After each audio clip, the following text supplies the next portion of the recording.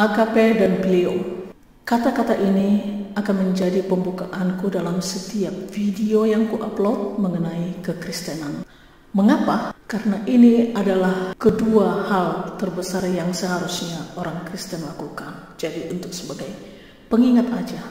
Apakah itu agape? Apakah agape itu diterjemahkan sebagai kasih, love dalam terjemahan bahasa lain? Tapi apakah sebenarnya agape itu? Dijelaskan dalam 2 Yohanes 1 ayat 6. Dan inilah kasih itu, bahwa kita harus hidup menurut kehendaknya. Jadi agape itu adalah hidup sesuai dengan perintah Allah. Bukan I love you Lord, this is my heart, like that. No. Terus Phileo adalah kasih terhadap sesama. Sewaktu Yesus bertanya kepada Simon Petrus, apakah engkau mengasihiku? Yesus mengatakan kasih dalam itu adalah agape. Tapi Petrus selalu menjawab 2 kali, Phileo adalah sebagai kasih terhadap sesama. Baru yang ketiga kalinya Petrus mengatakan agape. Itu perbedaannya. Dan yang ketiga adalah eros. Eros adalah kasih terhadap sesama atau pasangan yang disertai dengan nafsu. Dan ini pun suatu anugerah yang diberikan Tuhan untuk menjadi ikatan pasangan suami istri. Video ini adalah sesi menjawab pertanyaan, komentar-komentar yang ada di dalam videoku yang sebelumnya, yang banyak komentarnya. Tapi sebelumnya aku akan memperkenalkan diriku sekilas. Mengapa? Karena ada yang mengatakan aku loak. Itu bahasa Batak gitu. Aku tahu artinya karena aku orang Batak. Terus katanya artinya tolol. Jadi aku pikir bagaimana menjawab orang-orang seperti ini. Karena di dalam Alkitab ada dikatakan untuk menjawab orang-orang seperti ini. Jangan menjawab orang bebal karena engkau menjadi sama dengan dia, menjadi orang bebal juga. Atau jawablah orang bebal supaya dia tahu betapa bebalnya dia. Sedikit tentang pengetahuan hukum. Jika ada yang mengatakan loak, itu masuk ranah hukum loh. Karena kau menyerang pribadi aku. Tapi kalau kau menyatakan menurutku pendapat kau itu loak atau pendapatmu itu loak tolol, kau dilindungi undang-undang untuk itu. Ini sedikit penjelasan tentang hukum, karena aku juga ingin bagaimana berinteraksi di dalam dunia sosial. Dan jangan kau pikir karena aku ada di Swedia, kau bebas saja memaki-maki aku. Salah satu subscriberku di sini adalah adik aku, cowok, dan dia adalah seorang pengacara, bekerja sama dengan kepolisian. Jadi gampang aja menjerat kau. Tapi ini pun kukatakan bukan sebagai ancaman, hanya peringatan saja. Karena sebagai seorang Kristen kita harus bersikap, perlakukanlah orang lain sebagaimana engkau ingin diperlakukan oleh orang lain. Bukankah begitu? Oke, sedikit tentang aku. Aku bukan pendeta dan juga bukan pelayan di gereja. Dan menurut Alkitab, seorang wanita tidak boleh menjadi pendeta. Tetapi setiap orang Kristen ada perintah untuk mengatakan, menceritakan, memberitakan kebenaran. Jadi aku bukan pendeta, tapi aku hanya ingin menyatakan kebenaran. Dan aku tidak akan memaksakan kalian untuk sependapat dengan aku. Karena Tuhan yang akan membuat siapa yang akan mendengar dan siapa yang akan menolak. I have nothing to lose. Walaupun aku bukan seorang pendeta atau pelayan di gereja, tapi aku berasal dari keluarga pendeta. Bahkan ayahku adalah seorang mantan pemimpin salah satu gereja terbesar di Indonesia. Dan aku juga tidak ingin menyatakan bahwa aku berasal dari keluarga pendeta sehingga aku tahu banyak tentang teologi. Tidak seperti itu. Tapi aku hanya mengatakan bahwa keimananku sudah diproses Tuhan sejak dari aku SD. Bacaan aku SD itu adalah Alkitab. Ini benar-benar serius.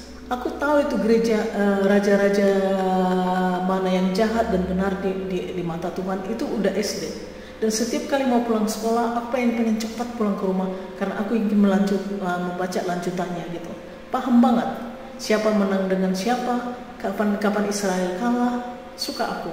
Tapi itu pun bukan berarti aku berpengetahuan tinggi dalam bidang teologi, bukan. Cuma aku tidak dengan pengetahuan nol juga. Kalau aku punya pengetahuanku biasa-biasa saja, aku tidak akan berani menampilkan video seperti ini di YouTube. Aku tahu konsekuensi untuk mengajarkan ini, dan itulah sebabnya apa yang kukatakan ini bukan pengetahuanku saja. Aku sudah belajar dan aku diproses sampai Katakanlah dari SD sampai sekarang aku udah tuir gini.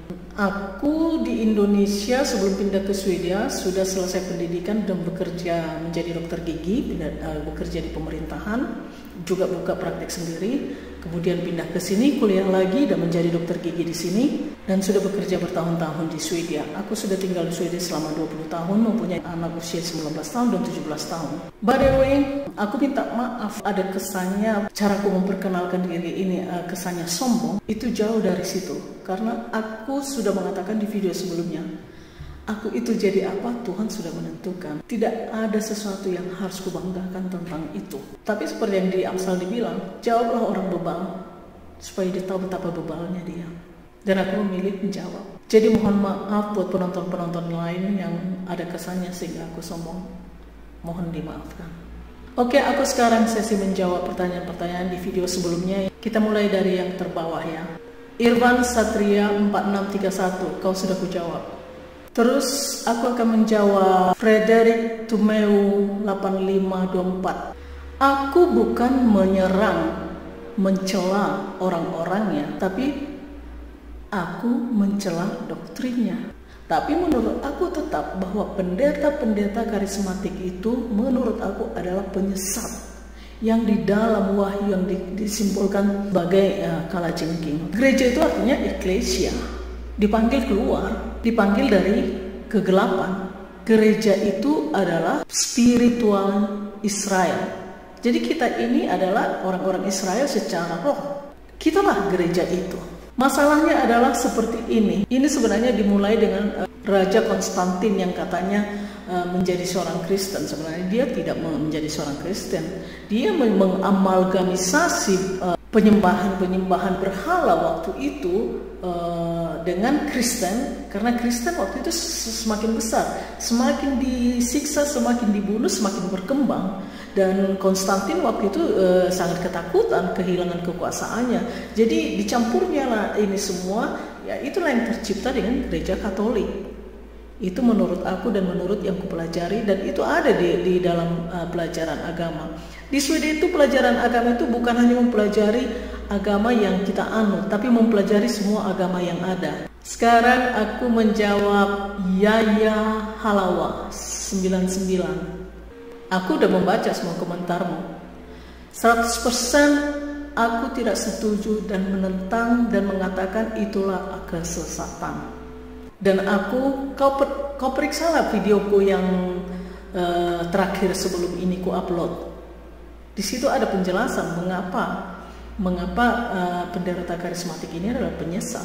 Baptisan itu bukan menyelam. Dari mana itu artinya menyelam? Baptiso itu artinya dibenamkan, tapi dibenamkan di air harusnya nggak muncul lagi. Kayak misalnya kau rendam air itu, kain itu di dalam baskom di air, itu artinya baptiso. Jadi nggak ada muncul lagi ke permukaan, itu nggak ada. Itu artinya baptiso. Kalau dalam bahasa Latinnya, atau arti yang kedua adalah mewarnai. Jadi makanya dipakai mewarnai itu karena berhubungan dengan darah, kan darah Yesus yang dibenamkan di hati kita sehingga kan itu berwarna sehingga kita hidup baru. Itu artinya baptis. Dan kata lain dalam bahasa Ibrani yang setara dengan baptis itu adalah justru, kalau di bahasa Inggris kan aku lupa bahasa Ibraninya, tapi ada di video nanti aku cari, yang artinya adalah penebusan yang setara dengan baptiso. Dan itulah yang dilakukan imam-imam yang waktu ada pengorbanan hewan kan, itu yang darahnya diambil dan dipercikkan ke sekeliling untuk menebus dosa-dosa Israel, ya kan? Jadi penebusan yang dilakukan di kemah Bait Allah itu kan ada yang orang-orang Israel akan memberikan hewan persembahannya untuk penebusan dosa-dosa mereka. Nah, itu dilakukan imam untuk menebus. Nah, itulah yang dilakukan Tuhan di surga dan terjadi secara spiritual kepada kita, dan efeknya adalah orang yang dibaptis itu menjadi percaya. Seperti yang sudah kubilang, tandanya kau dibaptis atau tidak adalah kau percaya bahwa Yesus adalah Tuhan dan Dia menebusmu dan kau adalah gereja pengantinnya. Itu doang tandanya. Terus ada yang mengomentarimu, Resa dia 4866. Resa. Aku hanya bisa mengatakan, aku tidak bisa menceritakan tentang Alkitab kepada seseorang yang tidak pernah membaca Alkitab. Kalaupun engkau telah membaca Alkitab, tapi kau tidak dibaptis, kau tidak akan mengerti. Jadi kau hanya bisa mengerti kalau kau dibaptis. Dibaptis itu secara spiritual ya, waktu kau baca dan kau tiba-tiba percaya saja. Jadi sulit untuk mengatakan sesuatu kepadamu, tapi aku percaya. Aku tidak bisa menghakimi bahwa kau bukanlah orang pilihan sekarang. Aku tidak tahu. Sampai hari mati seseorang itu baru kita tahu bahwa dia pilihan atau tidak. Karena Allah memproses kita selama hidup kita. Tapi kalau kau belum mengerti, tidak percaya, artinya kau belum dibaptis. Itu saja yang aku katakan. Dan mengenai Paulus, karena kau mengomentari Paulus, aku mau mengatakan, sejak awalnya hanya Israel yang menjadi bangsa pilihan Allah. Tetapi kemudian, dan itu sudah ditentukan sejak sebelum dunia dijadikan, bahwa seluruh bangsa akan menjadi pilihannya. Tapi untuk itu Yesus harus melakukan penebusan. Dan ke-12 rasul yang dulunya murid Yesus, mereka hanya menjadi rasul dan mengabarkan Injil ini kepada Israel. Di luar dari Israel atau bangsa-bangsa the Gentiles dalam bahasa Inggrisnya, atau kalau di bahasa Arab kan kafir, kita-kita ini, itu adalah Paulus. Jadi kalau dikatakan Paulus bertentangan dengan Yesus, sama sekali tidak. Justru Paulus menerangkannya lebih jelas. Frila Norova 4027. Aku akan jawab, berharap sekali pengetahuan ilmu Alkitabnya Ibu. Oh ya, terus pengetahuanmu apa? Coba ceritakan Trinitas, apa yang kau tahu? Apa itu tentang baptis? Malah kamu menyebut katekisasi. Soalnya sangat terbaca dari pola pikir Ibu. Apa pola pikirku? Aku hanya menjelaskan kitab Efesus, satu iman, satu baptisan, dan satu Tuhan. Di mana beda polanya? Terus artinya berbicara isi Alkitab yang jadi tuntunan, tapi bersifat ambigu. Di mana ambigu? Ya ambigu lah, karena kau tidak paham. Mana ada istilah bayar pajak ke lembaga gereja?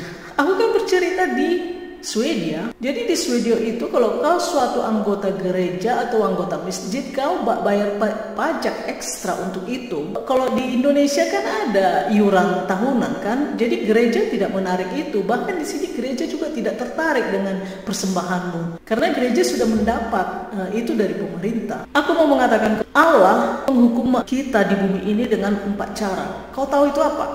Kelaparan, itu ekonomi kan, pedang atau perang, penyakit menular, itu yang pandemi, itu kau tahu kan. Terus yang keempat adalah bis itu adalah disimbolkan di kitab Wahyu dengan leopard, beruang, sampai pengetahuan untuk itu. Jadi bis waktu itu yang disimbolkan kan adalah kerajaan Babilonia yang menyerang Israel, Syria, Yunani, dan kemudian yang terakhir adalah Roma. Jadi bis itu hanya disimbolkan sebagai binatang buas. Tuhan juga menghukum kita sekarang ini dengan memakai sistem bis itu. Apakah itu? Sistem pemerintahan. Di Swedia homo izinkan untuk dinikahkan. Kalau kau menolak, kau melanggar hukum. Tidak masalah apakah kau karismatik atau apa. Ya pokoknya itu peraturannya adalah homo itu harus mendapat sama derajatnya dan boleh dinikahkan. Terus kamu bilang gereja yang salah? Tidak, Tuhan telah membuat bis untuk menghukum kita. Ngerti? Atau kau tidak mengerti? Kau yang mengatakan amburadul, ngacak dulu lah. Maaf bagi sekarang Makmur Radam 8402. Maaf bagi saudara pembaca, perpecahan dalam gereja adalah dosa besar, dan menurut saya yang paling bagus dan yang pertama adalah Roma Katolik. Sekarang aku belum tertarik untuk membahas Roma Katolik karena hal utamaku adalah mengenai penyesat yang mengaku dirinya saudara tapi sebenarnya penyesat atau serigala berbulu domba. Karena itu yang paling. Kalau Katolik sudah jauh dari konteks, oke? Sudah kusebutkan di jawaban komentator sebelumnya bagaimana Katolik itu. Resa Dharmaya 4866, malaikat asal nantinya jadi iblis. Itu ajaran keimananmu. Itu tidak ada di Kristen seperti itu. Panturi 8326, jangan-jangan Anda yang tersesat. Kalau jangan-jangan dikatakan Ya pendapatnya itu dilindungi hukum. Terus Sofran Erickson 2443, iblis itu apa? Malaikat tertinggi Paung 5, malaikat yang tertinggi yang paling dipercayai oleh Allah untuk memimpin suatu ibadah di surga, dan kemudian kesombongan ada padanya dan mengatakan, sesungguhnya aku ingin duduk di situ di mana Allah duduk dan disembah. Dan kemudian dia melakukan provokasi di surga, dan sepertiga malaikat berhasil dipengaruhinya, dan kemudian ada pertarungan di surga dan dikalahkanlah sepertiga itu, dan ditahan Tuhan di suatu kegelapan yang namanya Tartarus, ada di kitab Petrus, menunggu mereka akan dihakimi. Itulah iblis saya. Resa Darmatia 48. Lah, emang penyesat-penyesat yang dibicarakan. Seberapapun aku akan menjelaskan kepadamu, kau tidak akan mengerti karena belum dibaptis atau belum pilihan. Yang masuk di sini adalah sekarang, kalau menurut aku ya, sudah dibaptis tapi ada yang sedang disesatkan. Ikozi. Tuhan memberkatimu. Masuk Markus 16:16, arti dan maksudnya siapa yang percaya dan dibaptis akan diselamatkan, tetapi siapa yang tidak percaya akan dihukum. Oke. Riko Z, aku akan menjelaskan sedikit. Siapa yang percaya itu dan siapa yang akan dihukum sudah ditentukan Tuhan sebelum dunia dijadikan. Kita baca Efesus 1 ayat 4-5. Sebab di dalam Dia Allah telah memilih kita sebelum dunia dijadikan. Jadi siapa yang selamat?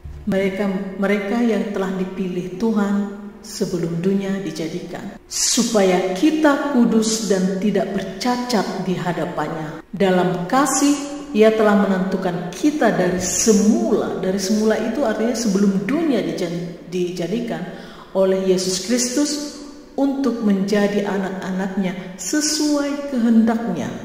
Jadi yang inilah yang akan diselamatkan, dan inilah yang akan dibuat Allah untuk percaya. Dan memang ada yang dibuat Tuhan juga untuk tidak percaya. Dan makanya dikatakan kita tidak boleh bermegah karena kita orang pilihan, karena semuanya itu anugerah. Tapi banyak orang mengasumsikan, oh ini adalah anugerah karena Yesus telah mati di kayu salib, seharusnya aku yang di situ. Bukan itu maksudnya anugerah. Anugerah artinya kita belum ada pun sudah ditetapkan. Misalnya Rikosi, katakanlah kau bukan Kristen sekarang, tapi sebelum dunia dijadikan sudah dipilih bahwa kau akan adalah orang terpilih. Tiba-tiba umur 30 sekian kau mendengar suatu khotbah. Saat kau mendengar, dan Tuhan langsung membaptis dan memberikan rohnya di dalam hatimu sehingga kau mengerti. Jadi itulah yang diselamatkan, oke? Yang diselamatkan itu adalah yang dibaptis. Dan siapa yang tidak diselamatkan, ya ditentukan dari Tuhan semula untuk binasa, untuk ke neraka. Bahkan ada juga yang awalnya Kristen tapi kemudian tersesat. Seperti yang dikatakan Yesus bahwa terlihat sulit menemukan jalan yang kecil itu, tapi ada jalan yang besar. Itulah yang menurutku yang bilang karismatik. Ikutlah Yesus, hidupmu akan bahagia, kau akan diberkati. Iblislah yang membuat hidupmu begini begono-begono. Padahal di kitab Yohanes 1 Yohanes berapa itu dikatakan bahwa penderitaan badani akan membuat kau berhenti berbuat dosa. Pertentangan kan karismatik, seperti yang aku bilang. Kan dibilang penyesatan akan ada di bait Allah, yang mereka itu. Dan ada juga di kitab Matius dikatakan, mereka mengatakan, aku menyembuhkan banyak orang dengan tapi Tuhan mengatakan, aku tidak mengenal engkau. Teke gemeli. Dan yang terpenting ialah doa pelepasan dosa dan turunan. Gak ada itu. Doa pelepasan ini berkaitan nanti mengenai setan siang. Nanti aku upload video, dan roh turunan itu juga sudah tidak ada. Karena ada dibilang bahwa seorang anak akan menanggung sendiri dosanya, bukan sampai 4 turunan seperti yang sebelumnya. Terima kasih atas penjelasan rohani dari Ibu Madika 3561. Thank you kembali, tapi ini pun bukan pengetahuan aku. Aku seperti yang aku bilang, aku juga belajar dan narasumber kuku ceritakan siapa dan aku bukan nol dalam Alkitab. Aku bukan orang yang baru dalam hidup yang baru. Aku bukan orang Kristen yang baru. Zeko 72, saya Muslim dan jika ada ayat Quran bicara tentang Isa tidak bertujuan untuk memecah persatuan tapi sebagai pengajaran. Sebenarnya dalam kekristenan itu ajaran yang keras itu adalah kami Kristen terhadap seseorang yang menyatakan dirinya Kristen tapi sebenarnya adalah penyesat. Itu yang menjadi pertentangan di antara kami. Perintah Tuhan tentang itu sangat jelas, jauhilah mereka. Tapi kalau yang kehidupan secara umum, Tuhan mengatakan sebisa mungkin kalau itu tergantung daripadamu, berusahalah hidup damai dengan orang lain. Begitu. Oke, ini adalah jawabanku. Mudah-mudahan tidak kepanjangan. Kayaknya aku masih harus lanjut kepada baptis, tapi tidak. Aku akan lanjut tentang karismatik deh. Oke? Ciao.